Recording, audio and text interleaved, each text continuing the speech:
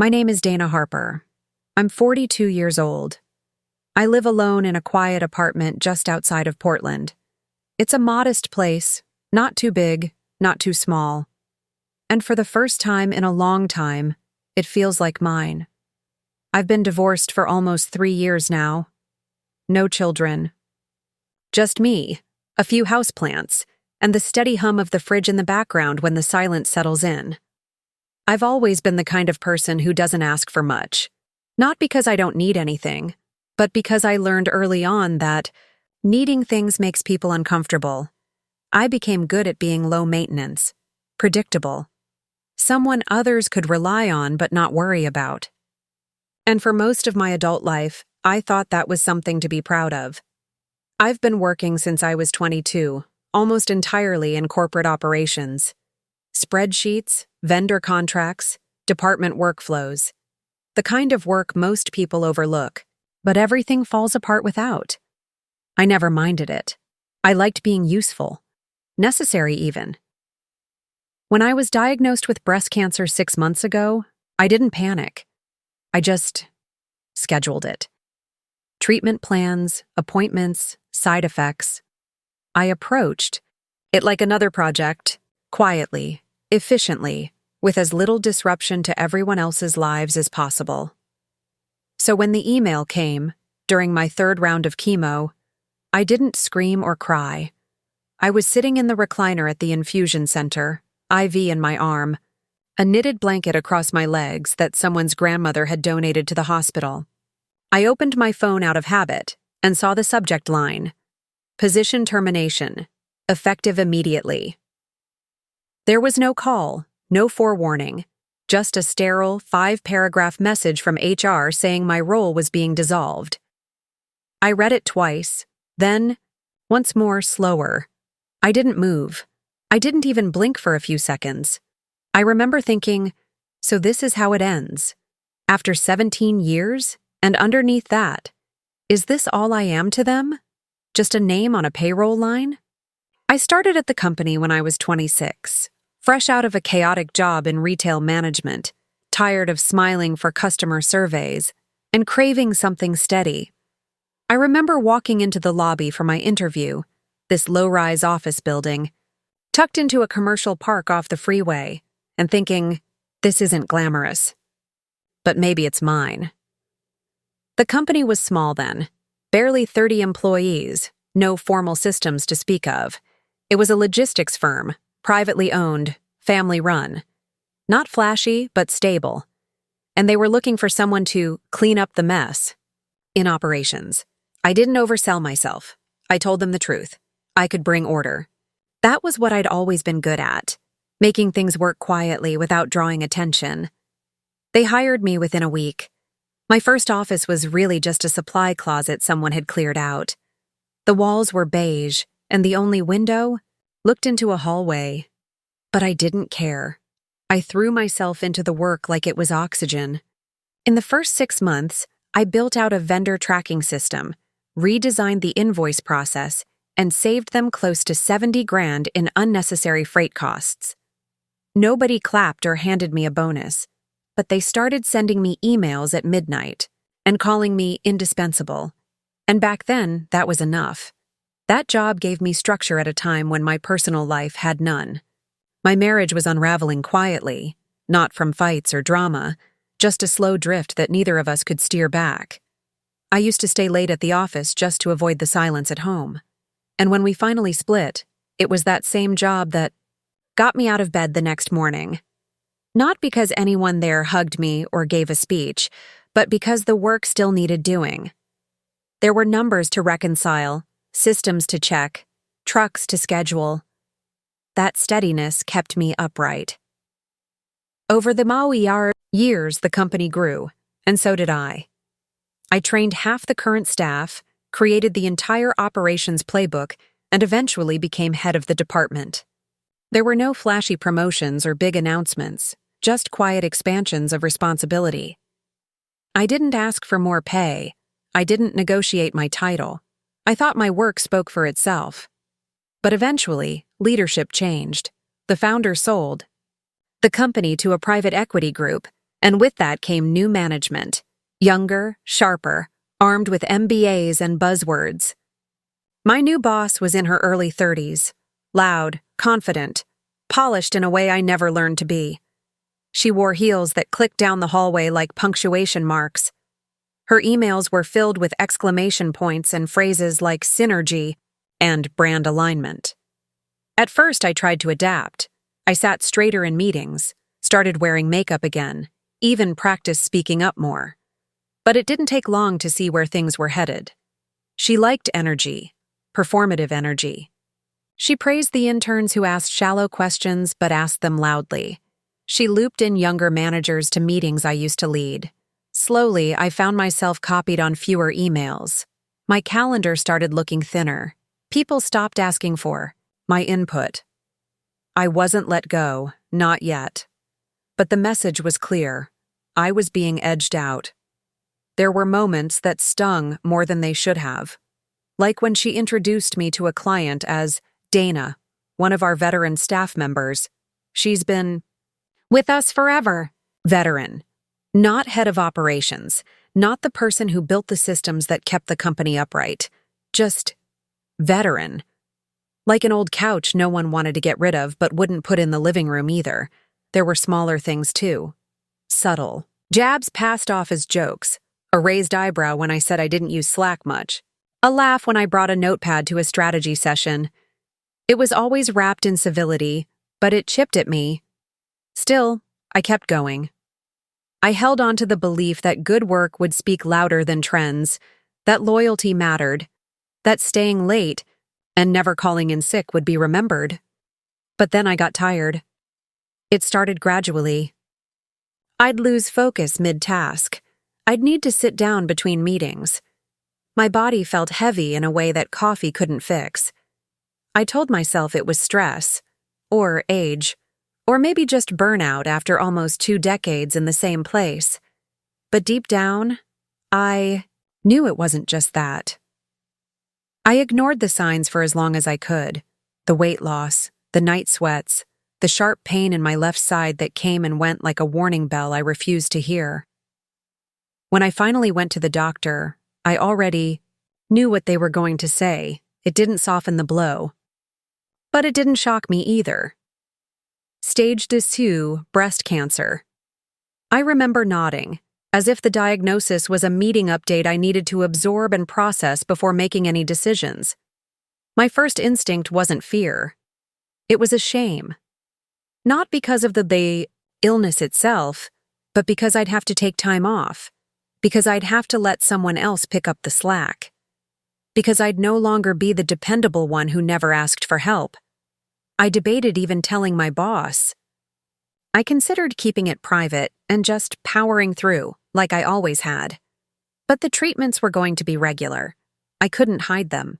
So I set up a meeting with HR, explained the situation with practiced calm, and requested a part-time medical accommodation for the duration of chemo.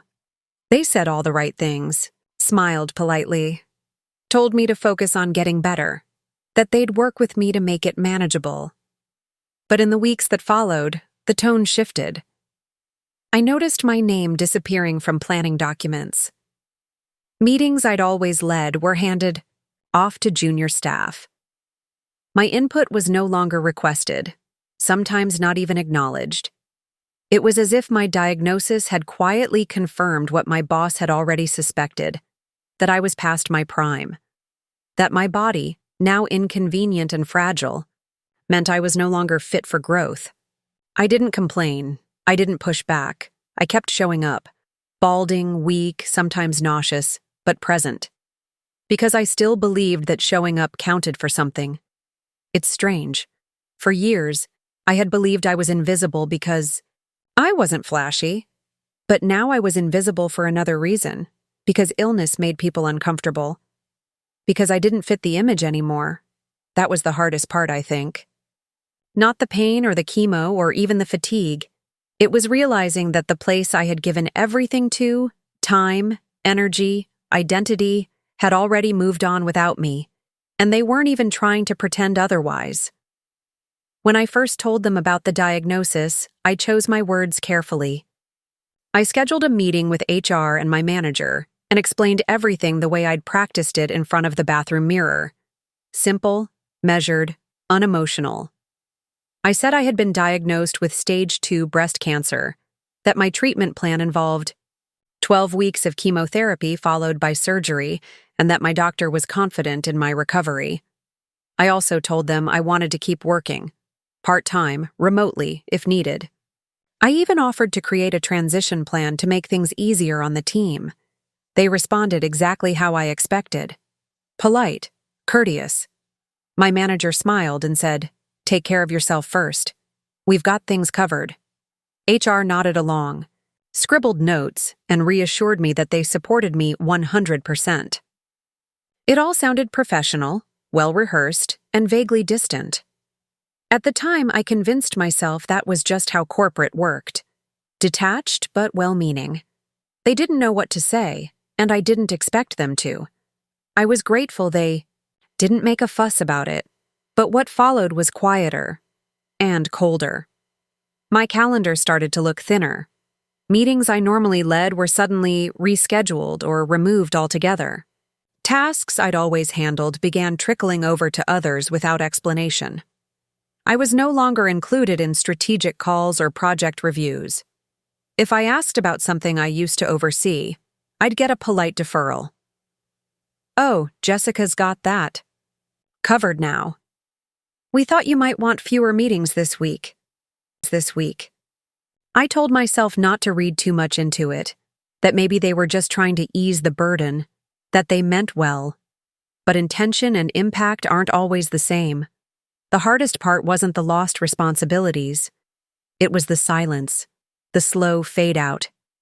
As if I had become too fragile to be useful, too inconvenient to be visible. By the second round of chemo, I was used to the side effects, the waves of nausea, the bone-deep fatigue, the sensitivity to light. I kept my head shaved short and wore a soft beanie most days, though I rarely left the apartment. I worked when I could, mostly in the mornings when the fog wasn't too thick in my mind. I submitted my weekly reports without being asked. No one commented on them. Then came the third session. It was a Tuesday morning. The infusion center was quiet, as always. Warm blankets, soft, beeping monitors, the hum of IV pumps. I'd brought a book with me, but I hadn't opened it. I was just watching the window, where the trees outside bent gently in the breeze. I pulled out my phone to check the time. That's when I saw the email. The subject line read, "Position termination, effective immediately." At first, I thought it was spam. One of those scam messages that mimic your employer's domain. But it wasn't. The sender was real. The logo was correct. The tone was cold, clinical. They thanked me for my past contributions, explained that my position was being dissolved as part of a departmental restructuring, and outlined the terms of separation, effective that same day. There was no call, no prior conversation, no acknowledgement of the reality I was, sitting in at that very moment, attached to an IV, fighting something that was already trying to take pieces of me. I didn't say anything. I didn't even react, just stared at the screen, rereading it. Again, and again. I remember shifting slightly in my chair, adjusting the blanket over my knees. The nurse noticed and walked over. "You doing okay?" she asked gently, eyeing the monitor.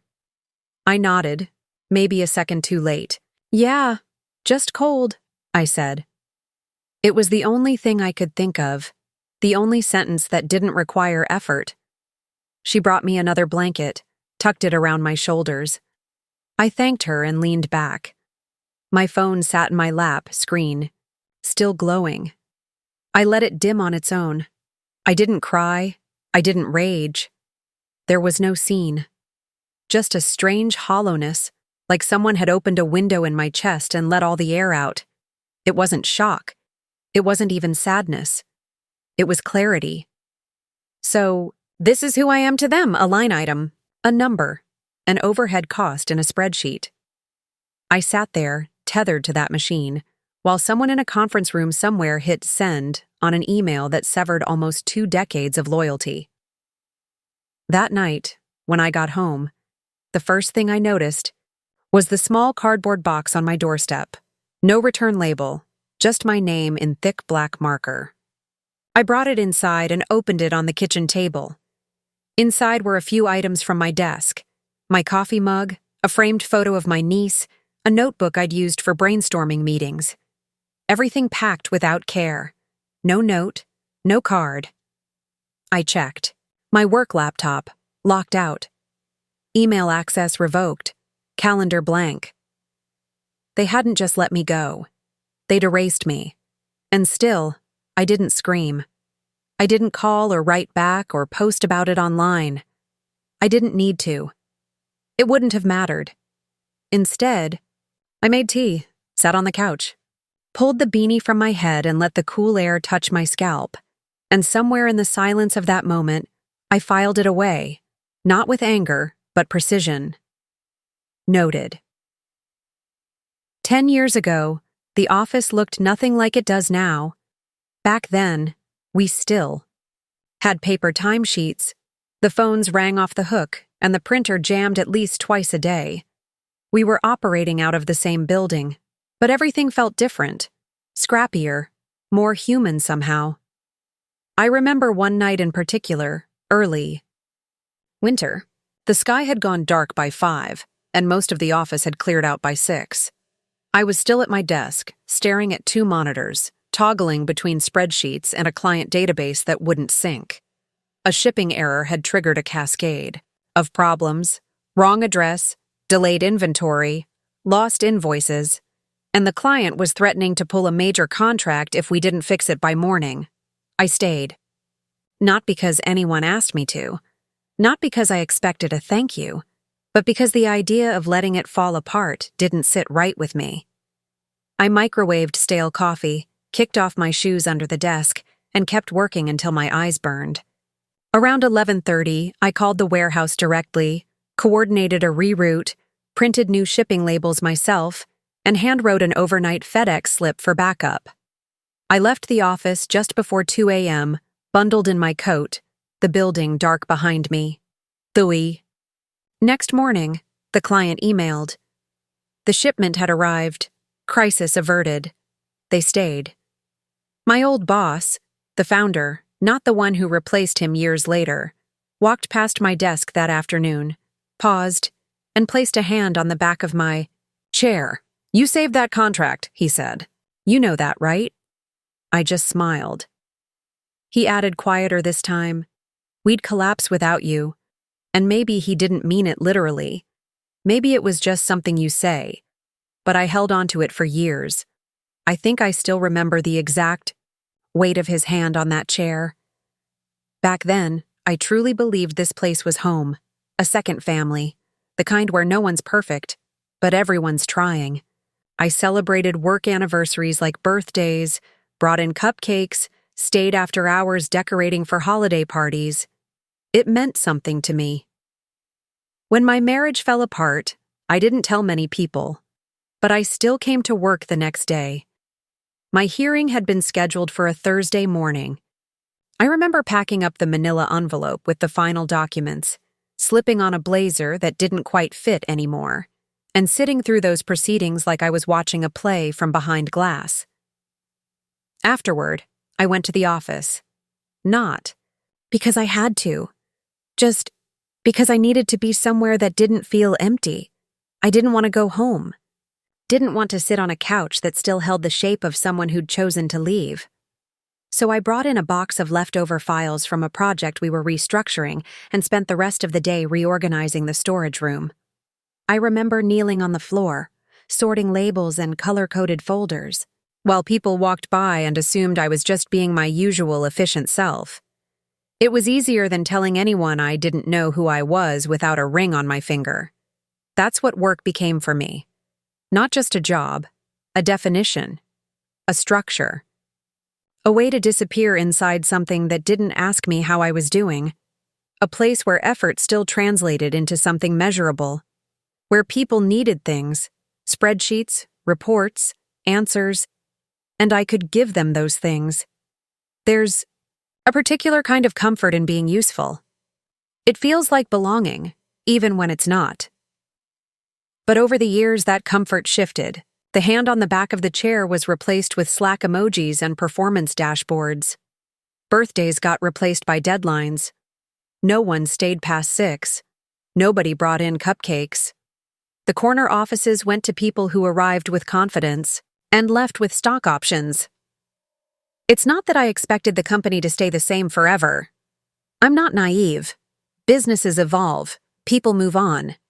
But I don't think I realized how easy it would be for them to leave behind the people who held the foundation together for so long. What I once thought of as sacred, loyalty, hard work, quiet resilience, was now just data.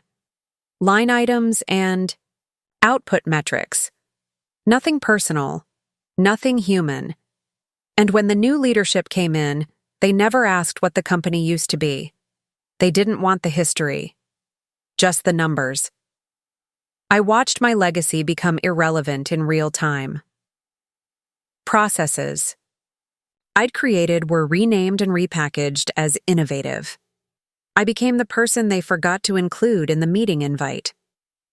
The one who probably wasn't up to date on the new software. They didn't even know I'd once saved their biggest client from walking. They didn't know I used to wake up at 3 a.m. worrying about late shipments. They didn't know I brought in files the day I got divorced. To them, I was just a steady pair of hands, quiet, reliable, replaceable. That contrast between who I was to the company and who I became is something I still think about. Not because I want to go back, but because it reminds me of how easily something meaningful can turn mechanical. It's like walking back into a house you built and realizing the new owners painted over the walls, tore out the floors, and never once wondered who poured the foundation. I don't regret the hours I gave. I don't regret staying late or caring too much. That's who I was. Still am, in a way. But looking back, I wish I'd asked myself more often, do they see you? Or just the work you produce? Because once the work became inconvenient, once my illness slowed me down, I got my answer. The weeks that followed were slow and strangely still. I gave myself permission to rest for the first time in years. I didn't set alarms. I didn't check my work email. Not that I could anymore. I walked when I could, read when my mind allowed, slept in long stretches broken only by the soft hiss of wind through the window or the distant hum of the neighbor's television. At first, I felt empty, like my body and identity had both been stripped down to something skeletal and uncertain. But slowly, in that silence, I began to feel something else. Space. There's a strange kind of clarity that comes when the noise stops. When no one's depending on you. When no one is looking for you. When no one is expecting you to carry. Their wait for a change. I didn't feel angry. I didn't even feel betrayed anymore. What I felt was done. About 3 weeks after I was let go, I received a text from someone I hadn't spoken to in a while. Lila, a woman I'd once mentored years ago through a small business development program. She'd gone on to start her own logistics company, which had since grown rapidly through smart partnerships and a little luck. Her message was short. Hey Dana. Weird Q. You ever think about investing? Got something coming across my desk I'd love your eyes on. At first I hesitated. I wasn't exactly in the mindset to take on new projects, but curiosity got the better of me. So we set a time to talk. When we caught up, it felt easy, familiar, like slipping into an old sweater I hadn't worn in years. She told me about her latest expansion, how she was looking into real estate holdings to establish satellite locations in the Northwest. One of the properties her team was evaluating had just become available as part of a bundle through a commercial liquidation firm. When she mentioned the address, I froze. It was my old office building, the company I had just been. Let Go From had quietly put their lease up for expiration and was offloading fixed assets in anticipation of a private sale. They weren't in financial freefall, not yet, but they were clearly restructuring, consolidating, and minimizing liabilities before an acquisition. I asked her to send me the listing and said I'd get back to her. Later that night, I sat on my couch with a cup of peppermint tea and stared at the screen. The listing was dry, full of floor plans and zoning language, but it was unmistakable. That space, the one I'd sat in for 17 years, was up for grabs, not the company, just the ground beneath it. And that, I realized, was enough. I didn't feel vengeful. I didn't want to burn anything down or call anyone out. But something inside me shifted, not out of spite, but out of resolve. I remembered how I'd felt, sitting in that infusion chair, reading the email that ended my job. How disposable I had felt, how clinical the language had been. They had turned my years of dedication into a line item, so I would return the favor, without rage, without spectacle. Just math. I called Lila back the next morning. I want in, I told her. Not as a consultant, as a buyer. We talked terms. She was expanding too fast to take on the whole block of properties herself, but with my capital and a bit of strategic maneuvering, we could divide the bundle and co-own the lot, each taking spaces that aligned with our respective interests. I had savings. Not millions, but enough. I'd been careful all my life, rarely splurged, and had inherited a modest sum when my father passed. I never thought I'd use it for something like this. But maybe it was time. The paperwork took weeks. Lawyers, escrow, agents, silence, and signatures. I never once contacted my former employer. I didn't ask questions.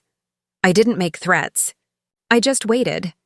And when the lease officially expired, the firm was notified, legally, impersonally, that the property would not be renewed. They were to vacate the premises within 30 days. 2 days later, I received an email. Not from HR, but directly from my former manager. Hi, Dana. Hope you're doing well. We've just been informed that our lease won't be extended. I wanted to confirm if this was a mistake, or if you know anything about the new property owner. We're in the middle of a transition and would appreciate a heads up. Thanks, Aaron. I read it 3 times. It wasn't hostile, but the tone beneath it, the confusion, the assumption that she might still be owed something from me, struck a nerve. I clicked reply. I didn't draft a speech. I didn't explain. I didn't tell her how it felt to read that cold termination letter during a chemo drip, or how I'd packed my own desk through a third party, or how many nights I'd stayed behind to clean up problems she never even knew existed. I just wrote one sentence. I believe you received your notice, and I hit send. That was it. There was no retaliation, no follow-up, no attempt to reverse the outcome. Within a month, the office was empty. One afternoon, I stopped by the building to meet the property manager and sign final site documents. As I stood outside, watching a moving truck pull away, I saw the reflection of my own face in the glass door.